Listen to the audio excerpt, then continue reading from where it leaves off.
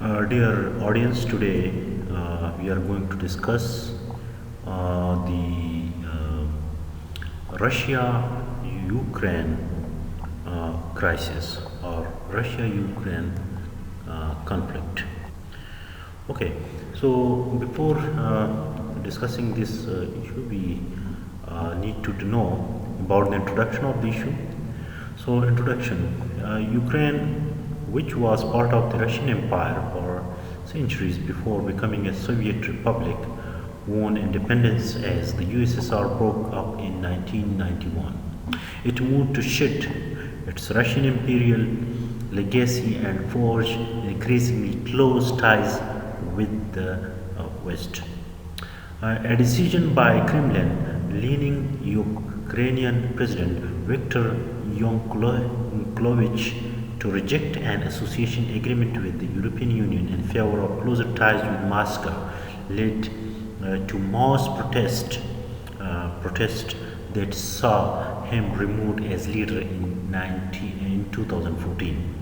Russia responded by annexing Ukrainian Crimean Peninsula and throwing its weight behind a separatist rebellion that broke out in Ukrainian east.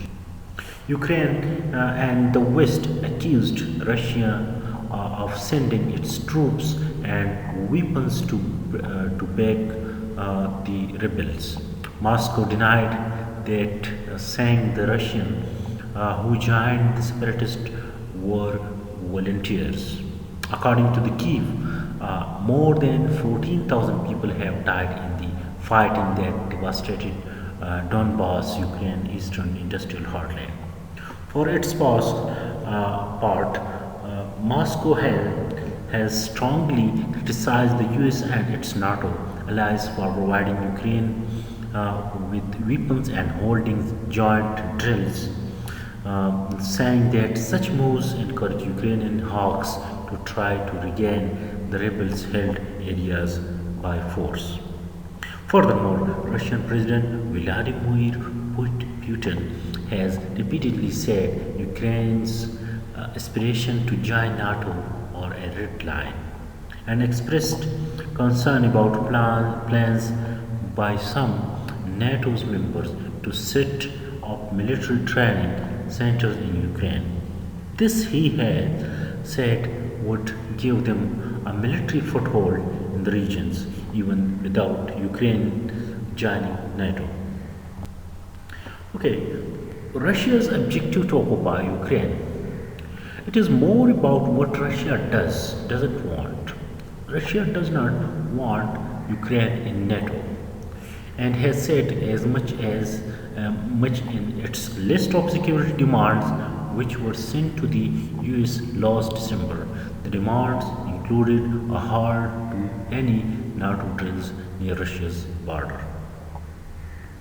Many of these ultimatums have been slammed as non-starters by the West. It also wants NATO to withdraw from Eastern Europe. In December, Putin said Russia was seeking guarantees that would exclude any further NATO moves eastward and the deployment of weapons systems that threaten us in close vicinity to Russian territory. Putin offered the West an opportunity to engage in substantive talks on the issue, adding that Moscow would need not just verbal assurance but legal guarantees. Ukraine's admission to the alliance would require the unanimous approval of the 30 states that make up the body. The US and NATO have now responded to the calls, while neither Moscow nor the Western powers have gone public with the details of those responses. It has been made clear that Russia's main demands Ukraine essentially banned from being a NATO member and a promise that the alliance wouldn't expand further east have been turned down. Ukraine and NATO. Ukraine is not a NATO member, but it wants to be. It is considered a partner of the alliance. Before being considered for membership, NATO says Kyiv needs to root out scourges such as corruption. NATO Secretary General Jens Stoltenberg in December rejected Russia's demand to resign as 2008 commitment to Ukraine that the country would one day become a member. NATO's General Secretary maintains that when the time comes to consider the issue, Russia will not be able to veto Ukraine's accession. Analysts, however, say that NATO's allies, the United States chief among them, are reluctant to expand their military footprint in the region and further jeopardize their relationship with Moscow. While U.S. Secretary of State Antony Blinken has voiced support for Ukraine's membership in NATO, President Joe Biden has been more ambiguous on the question. Will there be war between Russia and Ukraine?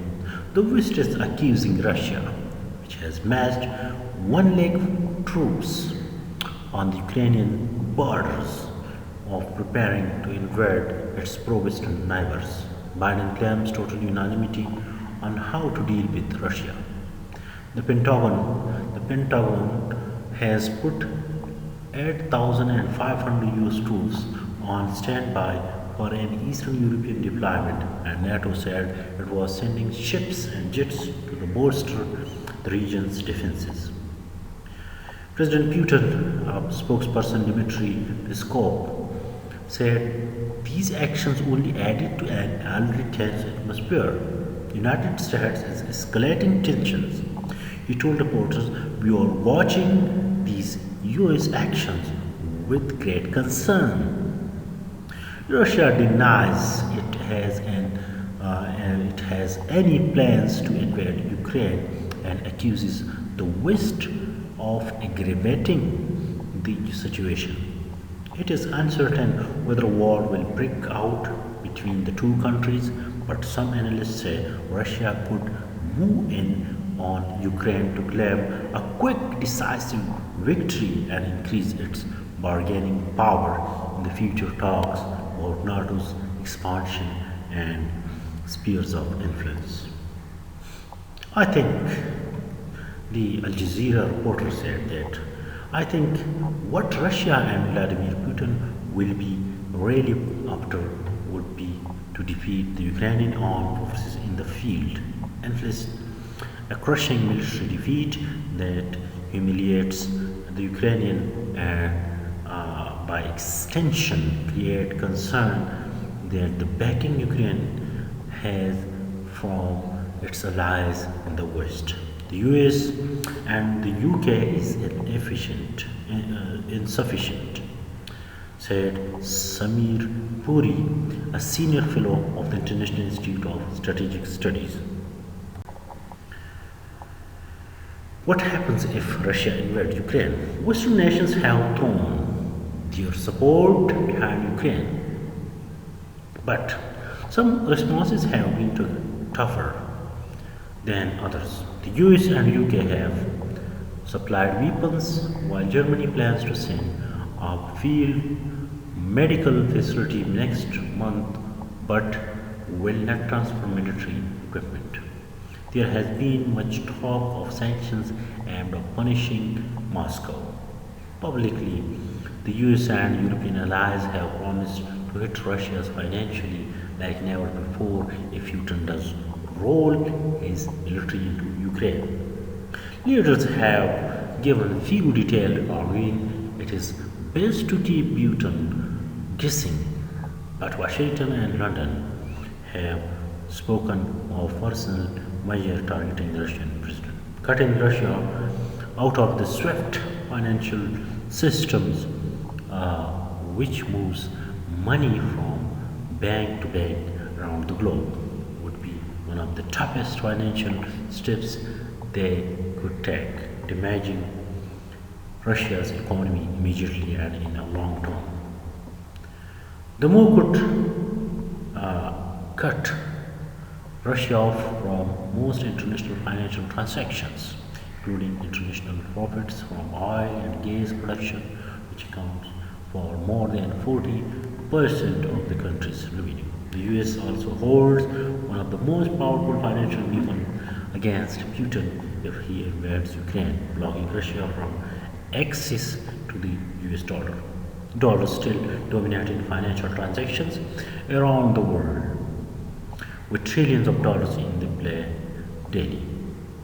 Finally, the US is considering imposing export control, potentially cutting Russia off from the high tech that, among other things, helps warplanes and passenger jets fly and power smartphones.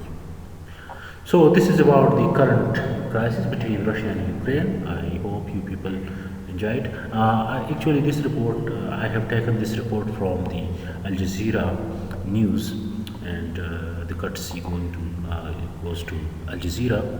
And please subscribe my channel. Thank you very much to everyone. God bless you.